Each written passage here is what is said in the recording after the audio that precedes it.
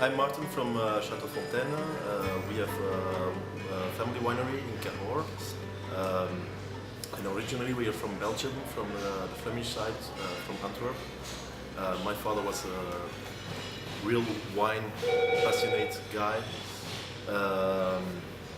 that imported already French wines in Belgium and then really wanted to make his own wine in France, and then they moved to Cahors.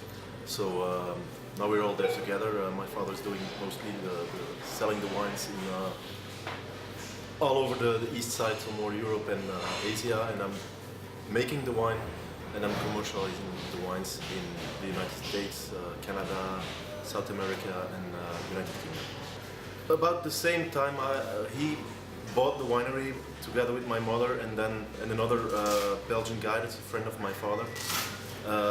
And I went to France, to the Provence, to learn to speak French because we're coming from the Dutch side of Belgium, as I said before, and I needed to learn to speak French before maybe working in France and making wine over there. So, and then my father said, "Come to see us, come to see what we do," and I immediately fell in love with the region, the winemaking. Learned everything over there with some great guys, people who know a lot of things about Cahors wines. And we have the name for the wines. It's all somebody from the family members. So at this moment we make 5 different wines. It's the cuvée Bastien. It's my oldest son. It's 9 years old.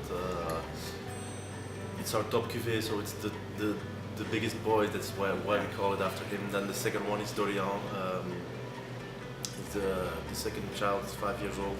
And then we have Cuvée Zoé, she's only 11 months. So it's really because 11 months young fruity, the wine is also more younger fruitier.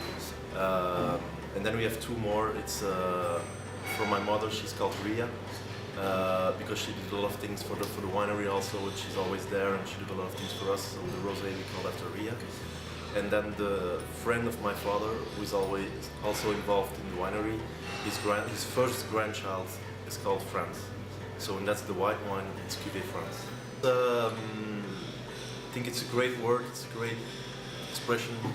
I think for winemakers they need to taste the wines, taste other wines as much as possible from other regions, from other countries.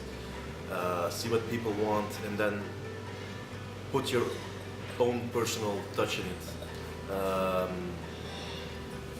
You will never find wines at our winery that were made for everybody. We make wines with our what we think how the wine has to be in our region, for the rosé, for the white, for the red, and maybe push the limit is do something really personal that everybody likes. So that's maybe pushing the limit, and that it's maybe very difficult because everybody has a personality, everybody drinks different wines. So that's maybe the thing where we need to go to, yeah.